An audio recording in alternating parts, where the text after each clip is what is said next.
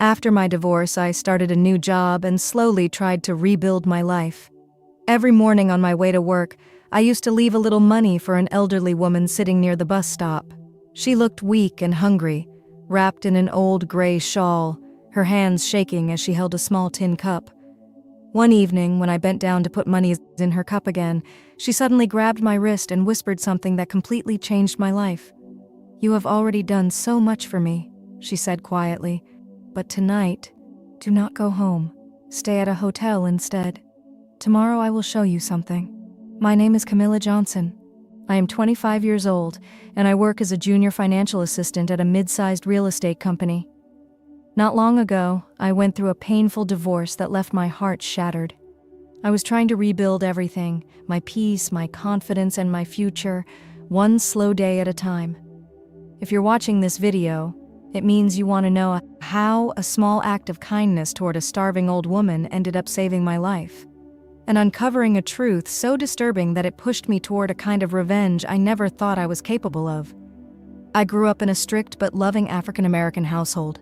My parents believed strongly in discipline, honesty, and hard work. When my marriage fell apart and I walked away from my ex-husband's house with nothing but a suitcase and a broken heart, I made a promise to myself. I would never again allow anyone to destroy me. My ex-husband Marcus was charming, handsome, and extremely manipulative. In the beginning, he seemed perfect. But slowly the truth surfaced. He cheated repeatedly, lied constantly, and secretly drained most of our savings. My best friend Naomi had tried to warn me many times about him. But when you're in love, even the smartest people ignore the warning signs. When I finally gathered the courage to leave him, I moved into a small apartment with thin walls and creaky floors. It wasn't glamorous, but it was mine. For the first time in years, I felt like I could breathe again. My new job became my lifeline.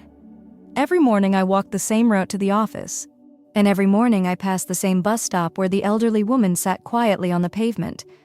She was different from other people asking for help. She never called out to anyone. She never begged. She simply sat there silently with a dignity that almost hurt to witness. The first day I noticed her, something inside me refused to walk past. I opened my purse, pulled out a few dollars, and placed them gently in her cup. She looked up at me briefly and whispered a tiny thank you. The next day, I did it again. Then again the day after that. Eventually, it became a small daily ritual. I couldn't walk to work without stopping to help her. Naomi noticed this habit and joked that I had adopted a street grandmother. I laughed along with her, but deep down, helping that woman gave me a strange comfort. After the divorce, I constantly felt like everything in my life had fallen apart. Giving a few dollars to someone who needed it reminded me that I was still capable of doing something good. One afternoon at work had been especially exhausting. My supervisor blamed me for a mistake made by another department, and by the time I left the office, I felt mentally drained. When I approached the bus stop that evening, I bent down as usual to drop some money into the woman's cup. Suddenly, her hand shot up and grabbed my wrist with surprising strength. I froze in shock. She looked directly into my eyes and said in a firm voice, "You have done enough for me. Tonight, do not go home. Stay somewhere else. Tomorrow I will explain everything." Her grip tightened slightly before she released my hand.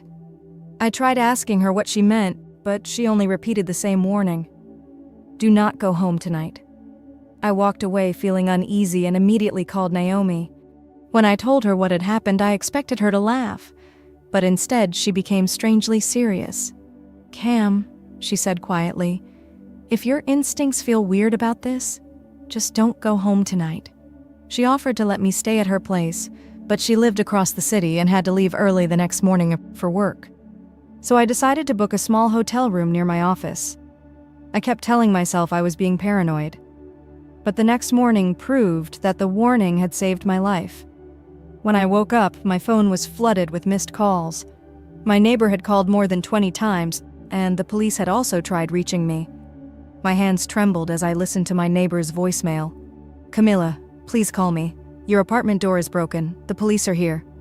My heart started pounding. When I arrived at my building, the sight made my knees weak. My apartment had been completely destroyed. Drawers were pulled out, clothes thrown across the floor, cabinets broken open, and my mattress had been sliced apart. It wasn't a robbery. Someone had been searching for something. A police officer asked me if I had any enemies. At first I said no. But deep in my stomach I felt a cold suspicion growing. Marcus. When I left him, he had accused me of taking some documents related to his business dealings. I had told him countless times that I didn't have anything, but he never believed me. Now, looking at my destroyed apartment, I knew exactly who had done this. That same morning, I went to the bus stop hoping to see the elderly woman again, but she was gone. Days passed. My apartment remained unlivable, so I stayed between Naomi's place and temporary rentals. Every night I felt like someone might still be watching me. Then one evening, as Naomi and I were leaving my office late, the elderly woman suddenly stepped out of a narrow alley nearby. But she looked different. Her posture was straighter. Her eyes were sharp and alert. "Come with me," she said calmly. We followed her to an old community hall down the street. From the outside it looked abandoned, but inside it was warm and well kept. She poured tea for us and then smiled slightly. "I am not who you think I am," she said. "My name is Evelyn." She explained that she wasn't actually a beggar. For years she had worked in community outreach and investigative programs. Living unnoticed on the streets allowed her to observe things most people ignored. She had seen Marcus meeting suspicious people in the neighborhood. She had even noticed him following me several times. "The night I warned you," she said softly, "I saw him break into your apartment with 2 other men." My blood ran cold. Over the next few weeks, Evelyn helped us carefully gather information. She taught us how to stay unnoticed and how to collect evidence safely. Eventually, Naomi managed to record a conversation Marcus had outside a bar. In it, he openly talked about needing to clean up loose ends and find the girl who thought she escaped. That girl was me. We handed the recording to the authorities. Within weeks, Marcus was arrested during a sting operation. Investigators later told me something that made me break down in tears. Marcus had actually been planning to kidnap me in order to force me to unlock what he believed were his hidden documents. I had come terrifyingly close to becoming his victim. Naomi held me for hours that night while I cried. Evelyn visited the next morning and quietly said something I will never forget. Kindness always finds its way back. Marcus was later sentenced to several years in federal prison, and his criminal associates were exposed as well. But the story didn't end there. A week after his arrest, I discovered something painful. Long before I met Marcus, Naomi had briefly been involved with him.